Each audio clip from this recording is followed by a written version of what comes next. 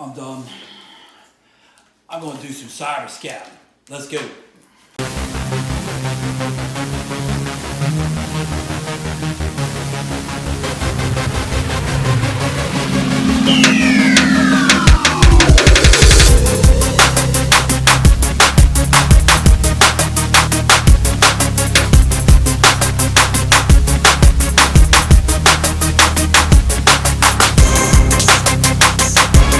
What is up, guys? We are here and we're going to do some cyber scouting. I got a little piece back in New Jersey. I used to hunt and killed quite a few many deer here, and wanted to share the area with you guys.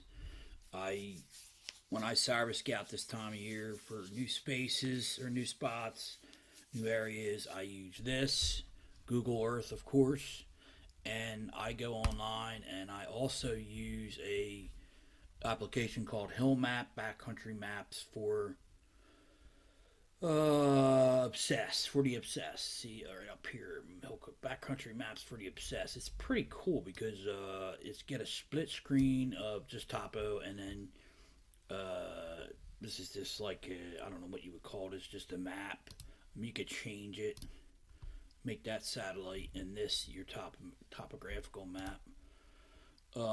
Make this side Cal Topo, and make this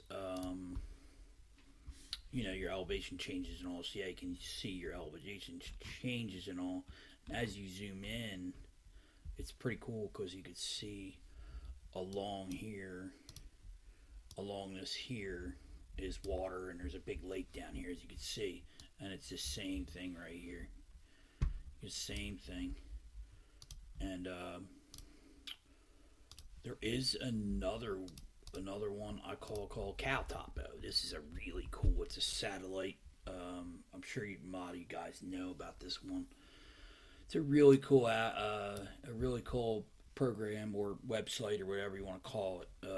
Same exact thing, but it's shaded with topographical lines. It's satellite imagery with topographical lines, and what I do is, if I want to look at a specific area, this is actually Belle Plaine State Forest. A lot of buddies of mine hunt there back home in New Jersey, where I used to live. So, sorry, boys, but got to do video on something, you know what I mean? So, but anyway, you can actually change how you can see the lines with this little bar here. You can actually go all the way to topographical. It's just layered on top, and you can take the topographical away. The only thing about this is the best one out here, I think, in my eyes, or in my opinion. The only thing they don't have in this specific website is a timeline. I would love, and it would be great for them to have a timeline of pictures, so you'd get pictures in the fall or the late winter where you can, everything's clear and you can see the vegetation change, and what is oaks, what's not, what's pines, what's not. I mean, you can still see certain, I know how to look for it, but there is some guys that do not know how to look for that. So, and guys, when you go on Google Earth, do not get intimidated by this. Do not get intimidated by a big green blob. Do look at it really hard, and you can really see your transitions if you look really hard. So what I'm looking at now, and you can actually see your transitions here. Here's a transition here on these green, because some of these Google Earth maps do not have any winter pictures on them. So keep that in mind. Here's another transition. That's them two wet spots where it's really wet and it's probably grown a lot of pines, cedars, or what I call spice bush. I believe this is all spice bush, this stuff in here. It's swampy spice bush. But here is another transition. Of course, that's your river. You can see it. And look at that, how thick that is. You can hardly see that road. Here's another transition. That's a finger of something coming out. Here's another transition. You just got to look really hard. Here's like an island of whatever that is. But once you start tracing these out, you can really see and figure out how the deer are traveling in an area. Now, guys, see, these are pretty much transitions. If you're looking at this green stuff, like I said earlier, you got to really look and really pick it out and try to draw lines on it, and you could really, this is the stuff you're going to scout. Me myself, I'm scouting this. The yellow lines is where you're going to walk. I'm scouting this for most of my season intel because, especially after shotgun week, these deer are going to be down in here. But like before shotgun, during the rut, um, I am scouting all these red because there probably is some doe bedding in here. And the thing is with this kind of stuff is you get the picture. Um, these bucks are gonna cruise these transitions during the rut, and this is where I'm hunting during the rut.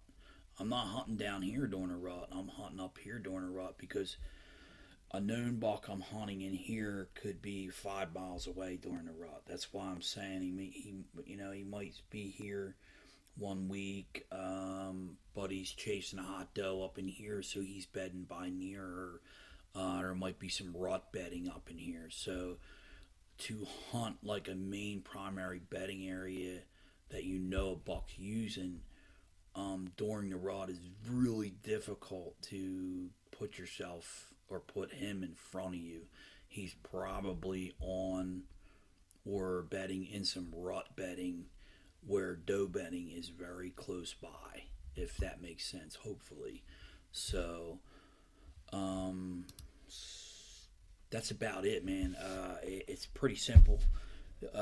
Guys, don't make this stuff complicated, man. It's it.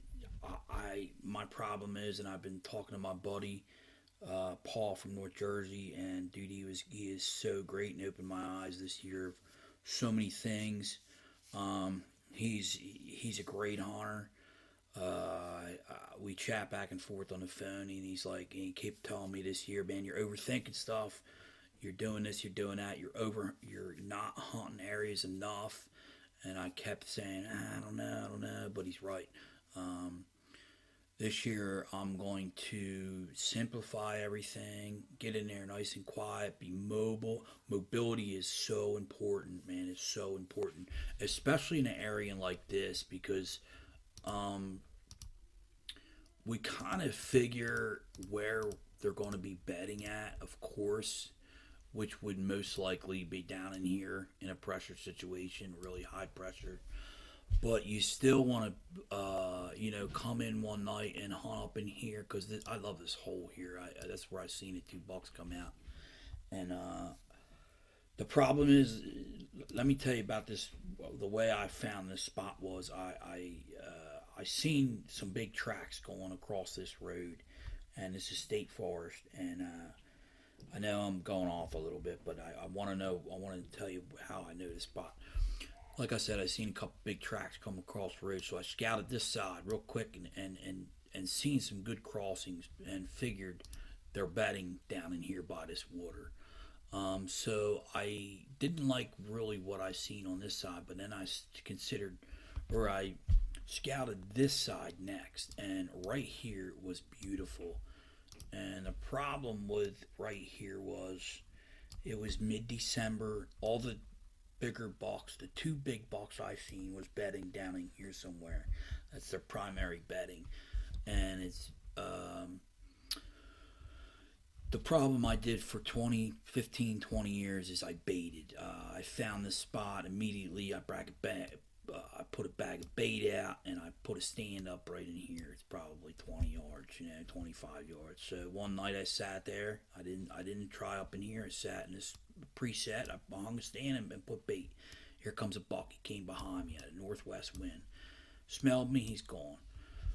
Waited 2-3 days. Hopefully he came back. I went back and rebaited it, and then I got my stand right away. I had a different buck come from. I seen him come from across here.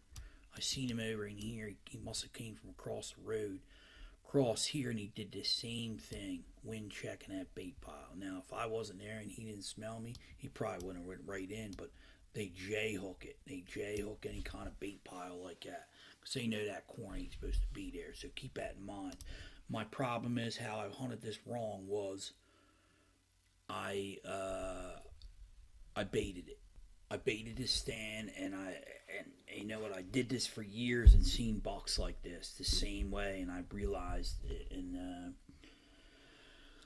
what did I do? What did I do? And well, it's the bait, because most of your mature bucks, older bucks, man, are not going to come into a bait pile, and I'm talking highly pressured public land that's legal to bait.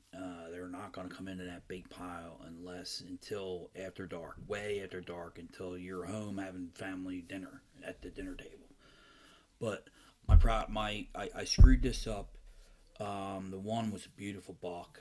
Oh man, I would have had him on a wall in a minute, but they winded me. I had, and the problems I had was I wasn't realizing was I had the puzzle pieces were in front of me. I just had to put them together. The sign was there, the deer were there, everything was there. All I had to do is get mobile and set up. That's it. If I sat there, I most likely would have killed one of them bucks. If I sat there with no bait or no lure, or just go in there fresh, first night, sit quiet, don't move around, do your thing, and most likely I would have got something into one of them bucks. Is it guaranteed? No, it's not. Of course not. But that buck was coming by me, wanted to go to that bait, but he smelled me, did not go to the bait. So that's the way I screwed that hunt up. And you know what? I screwed a lot of hunts up over the years over that. It's why I don't bait. It's why I hunt like I do now. I really put a lot of research into the way I do things now. My point is, guys, when you're doing this stuff, walk these transitions, make it simple, go in there and hunt it, stack it. This is just one area. Try to take an area like this and break it down, and you could see all these transitions and look for these wet spots. That's the most keys. To me, it's keys is these rivers, creeks, and whatever you want to call river bottoms here, creek bottoms. And this is where your bigger ones are going to be bedded when the pressure's on, because they can get on either side and nothing can get to them, you know. And don't put too much into this. Don't make it frustrating like I did the last few years. It really simplify it, and it's really going to pay off. But I can go on forever and ever. But anyway, guys, appreciate you watching. Thank you so much. Please, guys, spread the word about my channel. I need subs. I'm trying to get the word out about a few channels out there. This channel, the Hunting Beast, is huge. He's still growing. I want him to grow and grow and grow. Don't forget about Eric Ives, my buddy's channel, the Red Bearded Predators. Check them out. They're so cool, man. They have a lot of fish, some fishing stuff on there too. My man Dan Infalt right now, he is doing some coyote hunting at night, so he's got a video out on the beast of that, and check that out. That's pretty cool, man. And he's probably going to have some really cool turkey hunting videos up here soon, and hopefully, I'm sure he will. So everybody, thank you. Appreciate all your time, your support, and like I said, please spread the word, and share and like, and as usual, subscribe and like to the Buck Psych.